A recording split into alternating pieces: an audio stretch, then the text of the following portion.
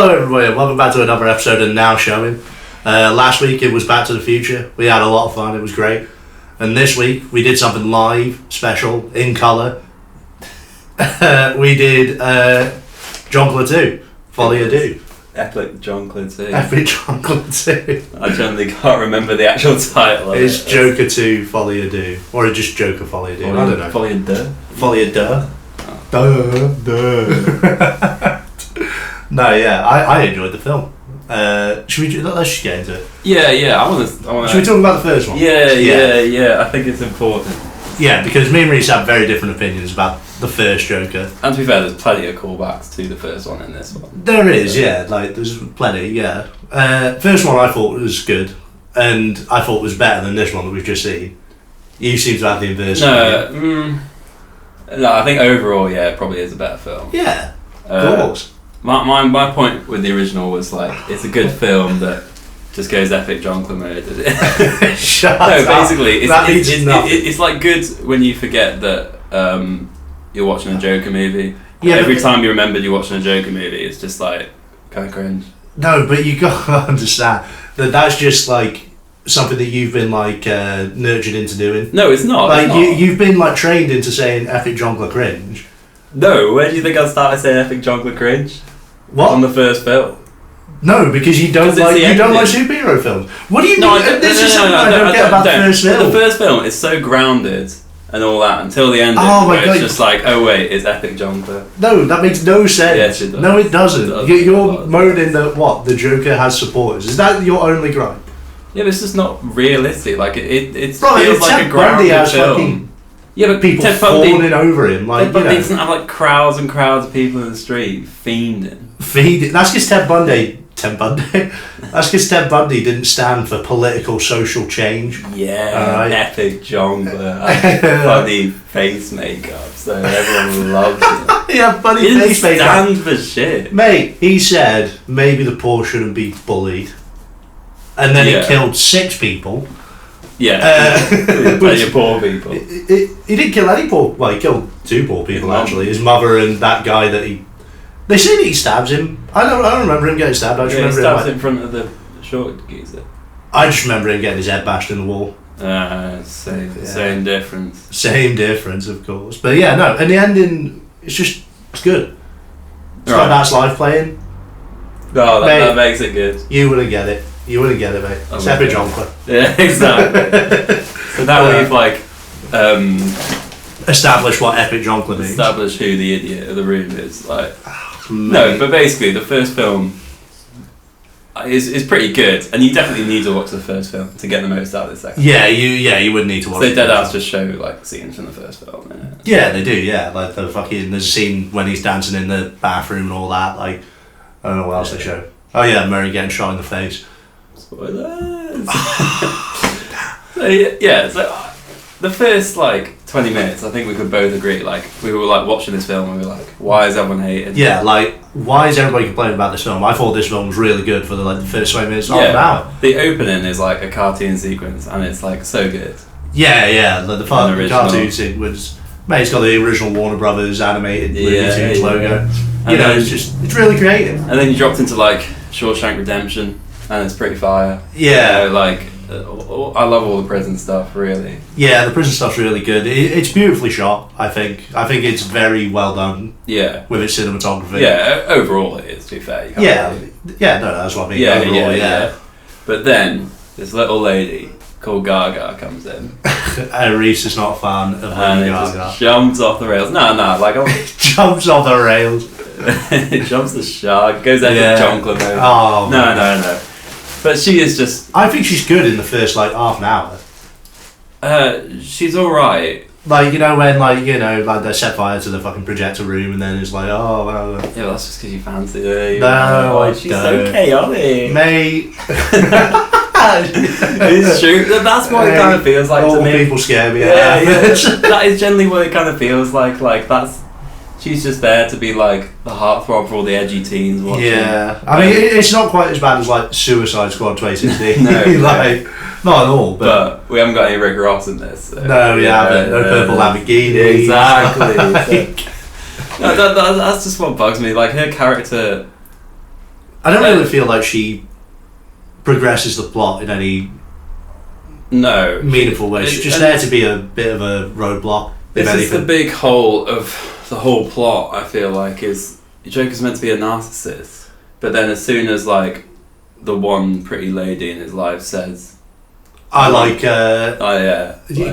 you to do all this, he's just like, done. Yes, ma'am. Like, yeah, like it just seems so out of nowhere. There's no setup for any romance or whatsoever. They're really like she like does the whole bang thing, and it's like, she's a fan. Yeah, and then they have a sing song, and then suddenly they're in love and have the baby. Like, and the baby, I don't know whether that's real. Yeah, no, I guess it's not. Okay, but yeah, no, like, and you know, for the most part, I feel like she serves the plot really well.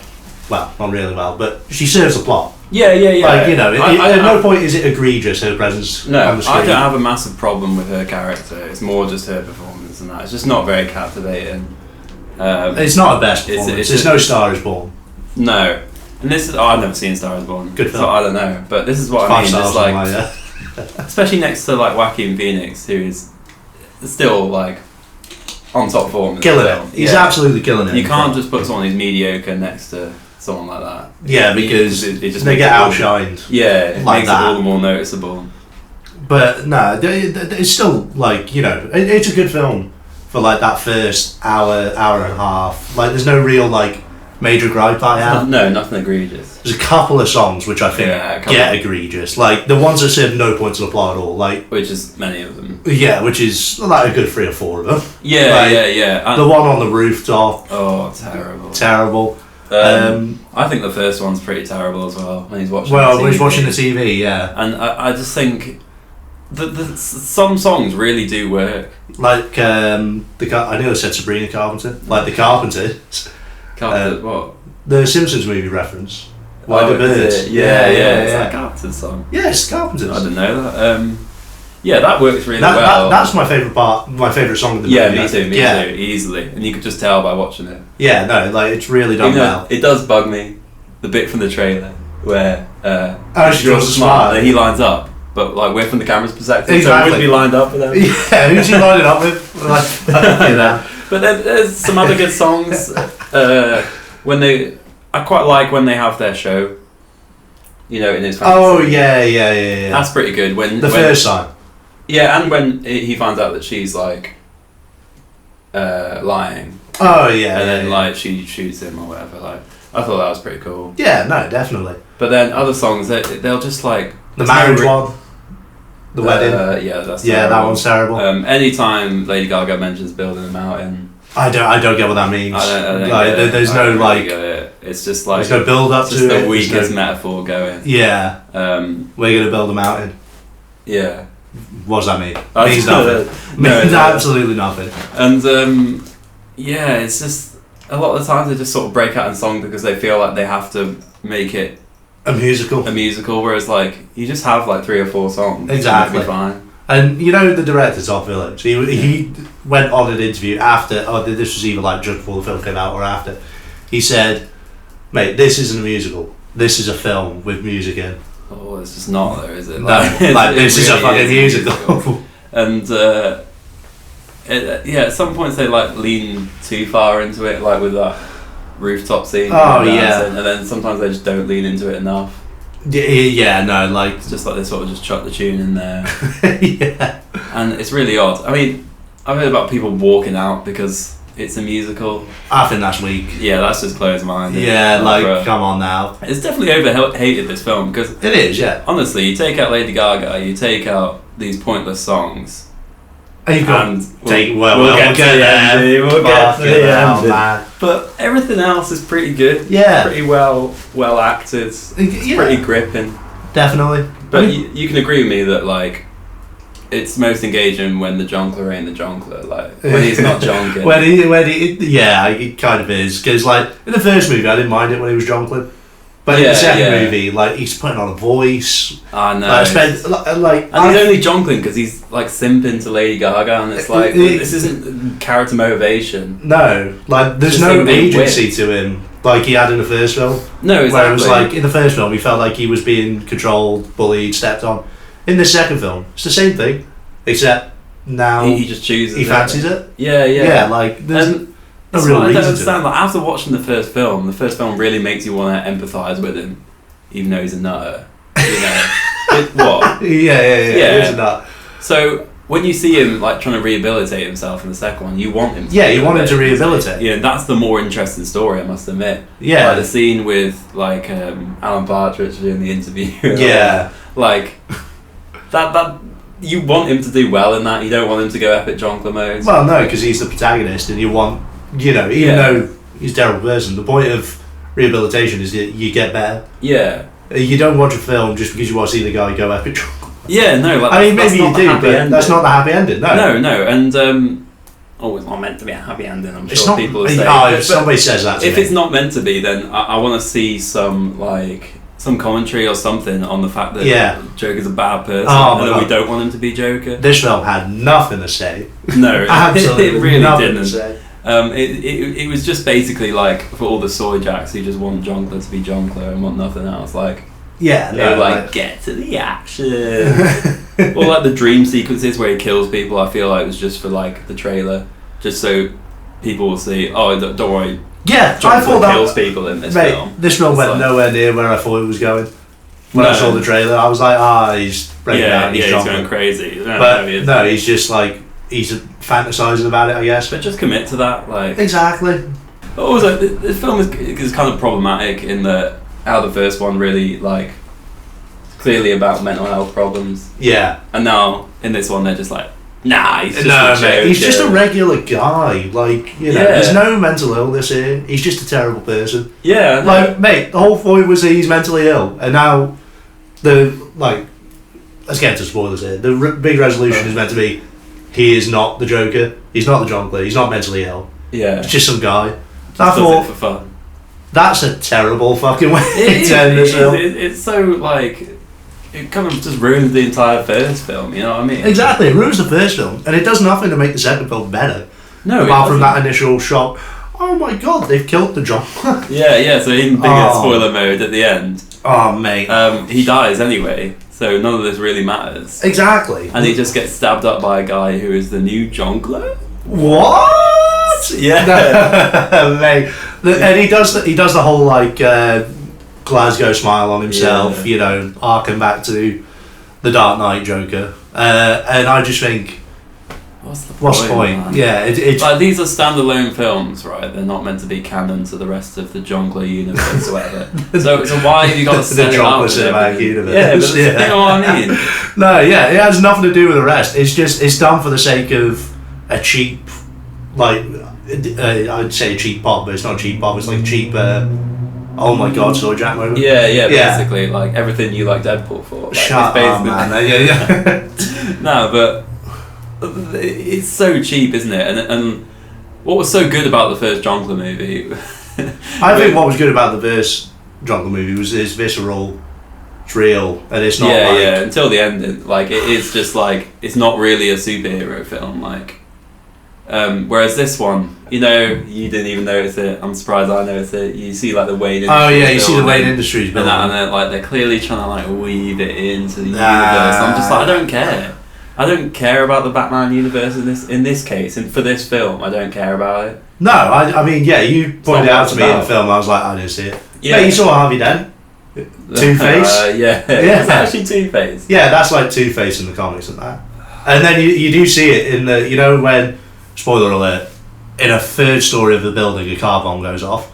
Yeah. How's it going? Nobody knows. Mate, he's the closest one to the explosion and he's up before anybody else. Yeah. Just conveniently everybody else gets knocked out, but the big Jonkler can walk off. Man. Even though he's meant to be a frail old man. Really. Yeah, I mean what, he's meant to be in his 50s or something? Yeah, malnourished as well. Yeah, completely malnourished.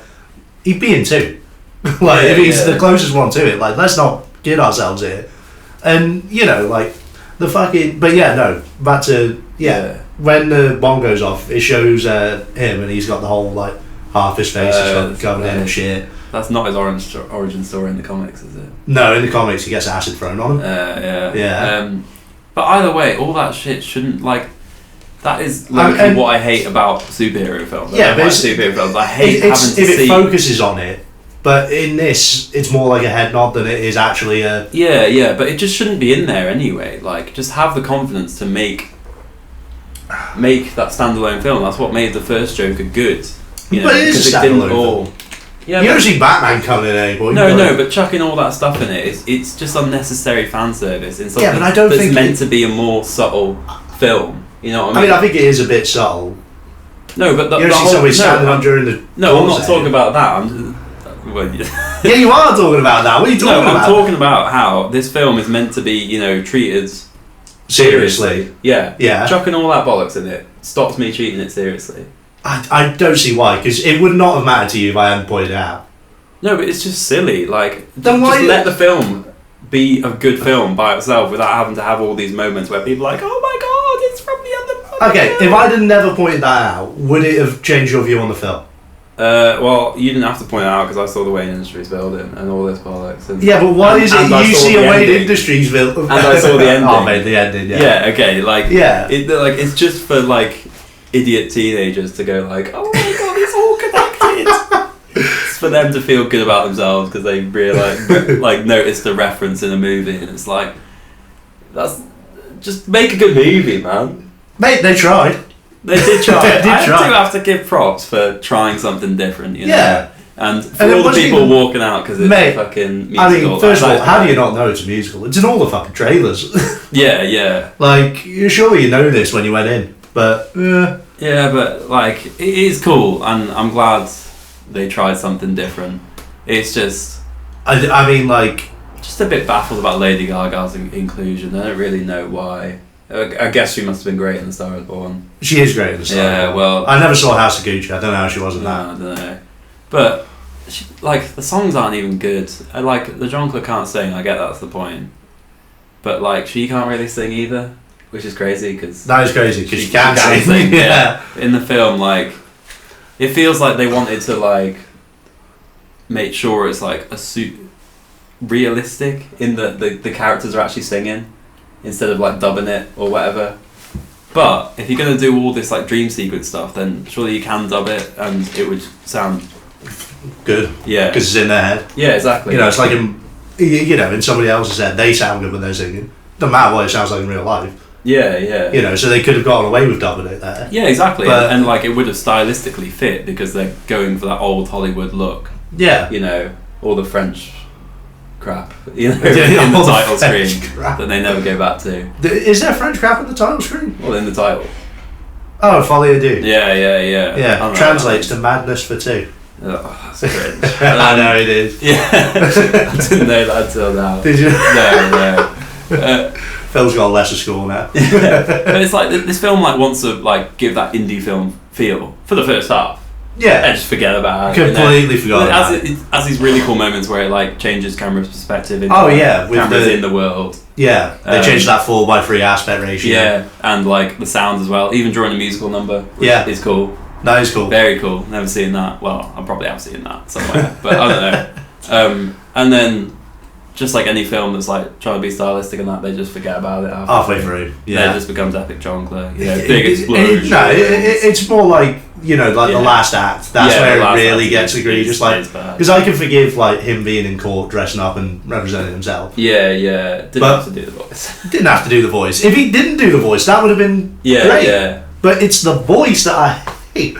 It is. It kind of feels like they're trying to do an American Psycho sort of thing. You know, where he's going crazy. And and then it's been done better before. So it has been done better before. I mean, I've never seen Taxi Driver, and I know apparently the first Jonkler is just Taxi Driver. The first Jonkler is pretty much Taxi Driver, King of Comedy, kind of. I've never sing either of those. And I'm wondering You don't need to now. You've seen Jonkler. It did it there.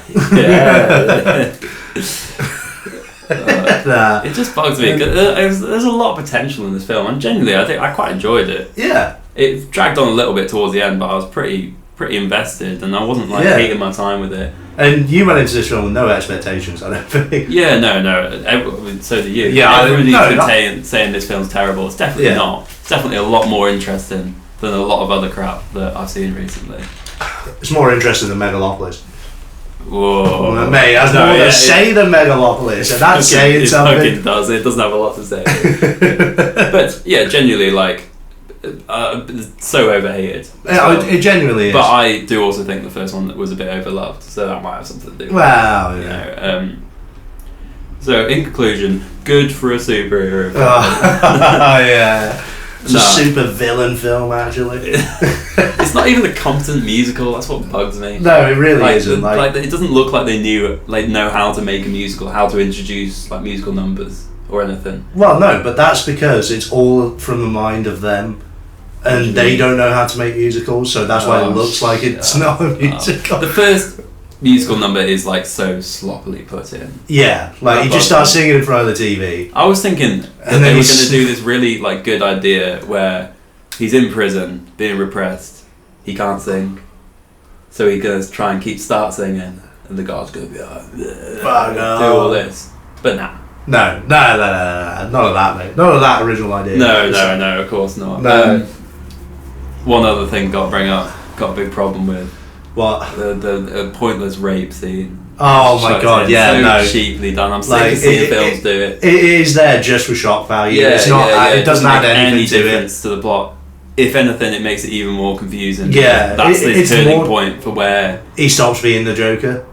Yeah, which what? Like, yeah, like I want to make him the Joker more. Yeah, because like he's the whole reason he is the Joker is because he's repressed by the system. The system represses him more.